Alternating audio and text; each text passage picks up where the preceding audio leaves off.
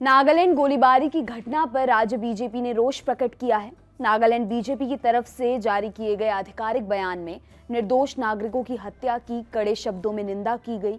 Nagaland BJP अध्यक्ष तेमजे निम्ना along ने इसे नरसंहार बताया है।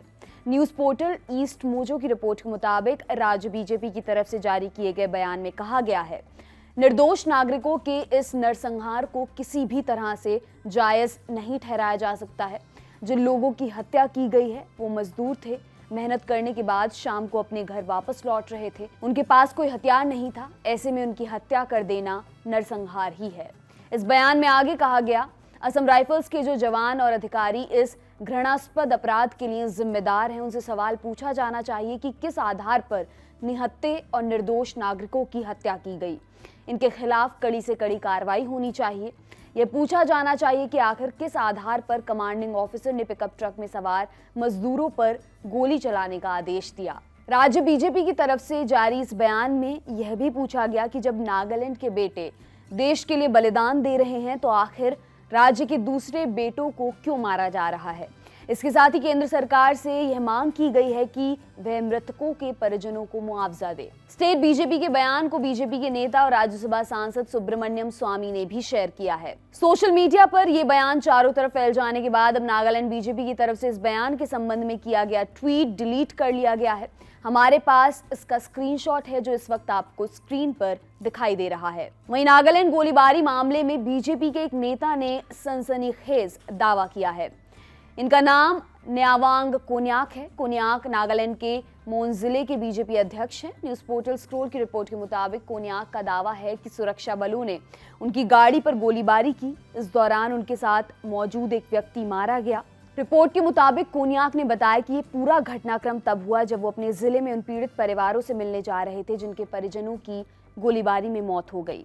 इससे पहले खबर आई थी कि नागालैंड के मोन जिले के ओटिंग इलाके में सुरक्षा बलों की गोलीबारी में कम से कम 13 नागरिकों और एक सैनिक की मौत हो गई। वहीं गुस्साए लोगों ने सुरक्षा बलों की गाड़ियों में आग लगा दी। इस पूरे मामले में राज्य के मुख्यमंत्री नेफ्यू रियो ने उच्च स्तरीय एसआईटी का गठन करते हुए लोगों को न्याय दिलाने का आश्वासन दिया है। वहीं केंद्रीय गृह मंत्री अमित शाह ने भी कमोबेश यही बात कही है।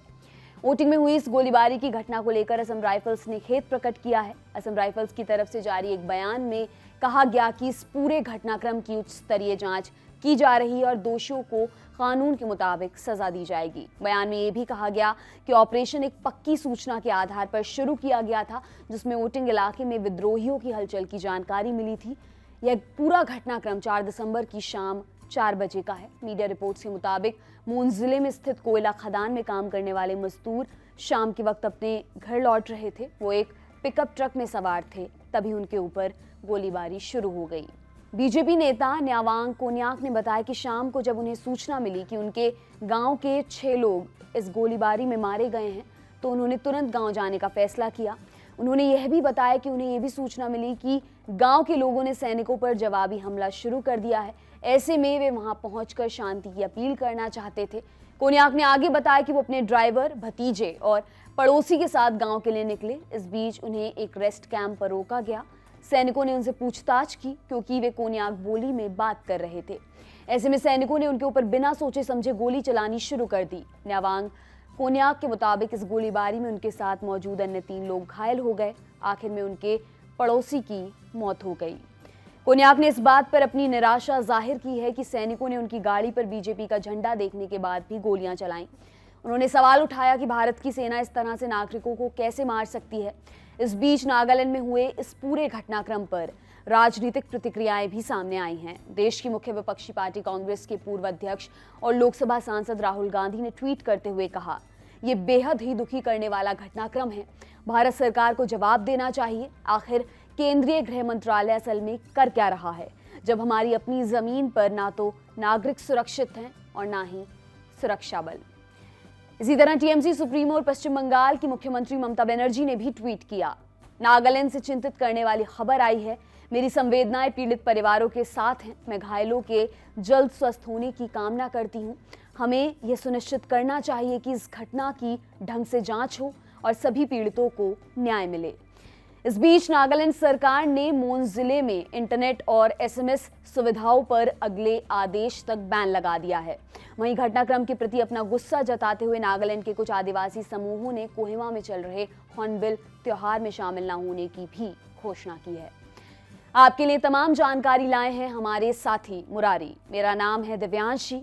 देखते रहिए दी लल्लन टॉप। शुक्रिया। 5 शहर और 5 अड्डों के बाद तब बारी है गोरखपुर की।